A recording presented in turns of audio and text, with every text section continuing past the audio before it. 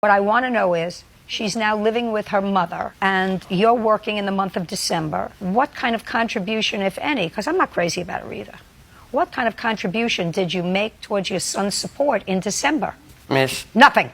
I said either something or nothing. It's something. Well, tell me what it was. Since my son has been delivered from this woman, I've been there from day one. He's lived in our house. I've taken care of him. I've watched him while she's went to work. I've bought diapers, things that fathers are supposed to do. This isn't family court, Zach. I understand that. I asked you the month of December. She had moved out. You were working full-time. You paid your aunt half the money, $300 a month. You told me that you were working and making about $400 a week, because you wouldn't have left a job where you were making $400 a week to make less, to start a new venture with your friend. So that I have to assume you were at least making $1,600, $1,700 a month. So what did you do with the other money? I don't understand where you come up with that sum of money, miss. Well, I'm going to tell you. You want to know where?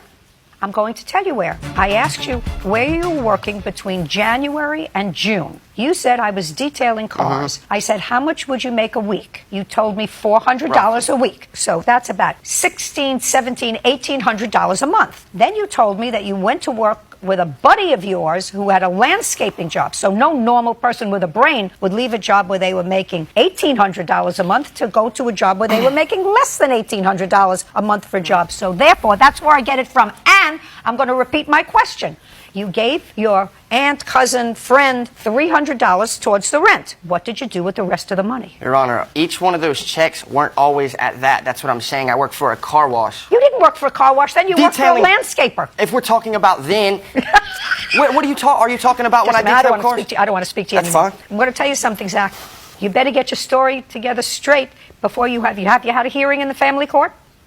No. I've been to court one time. And just a second. Have you had a hearing about custody or visitation or anything? Yeah, that's already squared away. I have joint custody of my son, Your Honor. Okay. Tell me about the joint custody arrangements. How many days a week is your son with you, and how many days a week is he with his father? He is supposed to be with Zach 3 days a week and every other weekend. Was that after a hearing or an It was an agreement. In mediation, I didn't want to keep Xander from him. Don't tell me otherwise. I'm not interested in the why. So he has him 3 days a week and every other weekend. You have 4 days a week and every other weekend. Yeah. I don't know if there's going to be a support agreement.